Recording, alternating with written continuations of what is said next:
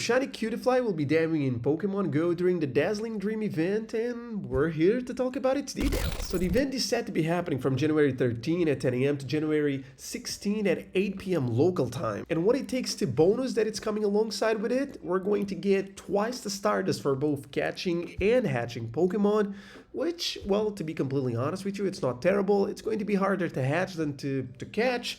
But yeah, like, I mean, it's Stardust. It's twice as much Stardust. Not really a point in complaining about this, right?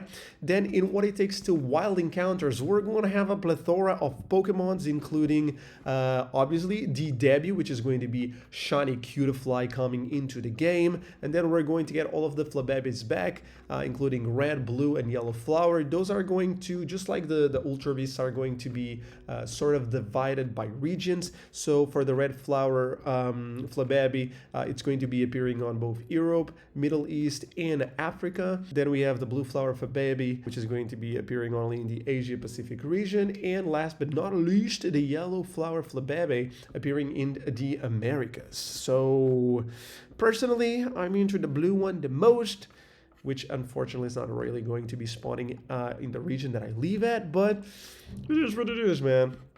It is what it is. Then, for the rest of the wild encounters that we're going to be having for the event, Clefairy, Jigglypuff, Marill, did I just say buff?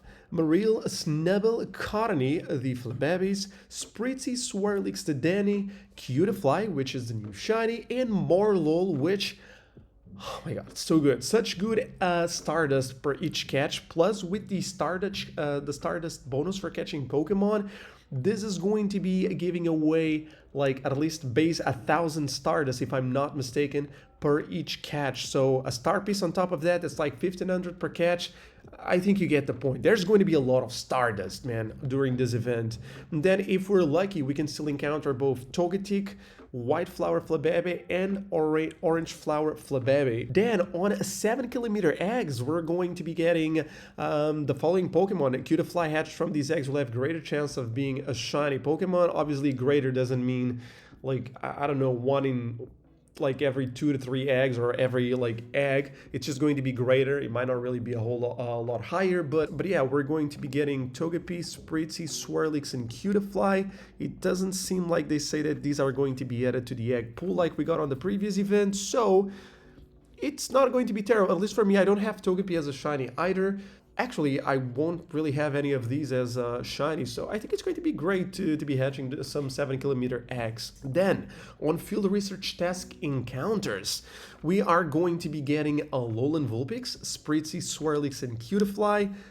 Once again, amazing. I like the fact that I don't really have most of the shinies here. And plus, if I get more Alolan Vulpixes as shinies, bro, like Alolan Vulpix is just amazing. And I think it's like really decent in PvP as well. Once again, not really the best PvP player or greatest whatsoever, but I've heard something about it.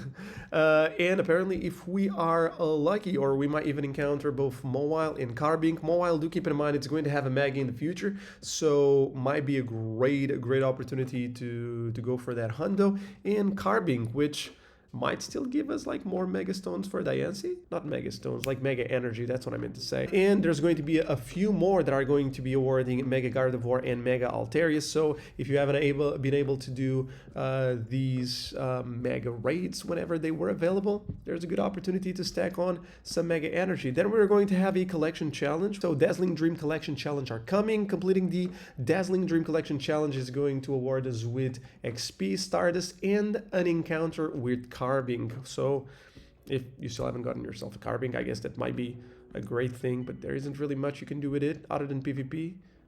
But getting it out of field research task, is it good? I don't really think the IVs are going to be the best for that.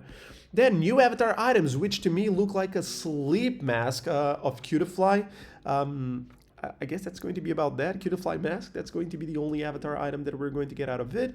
And last but not least, a $2 paid timed research, which by us completing it will award us with 2 premium battle passes.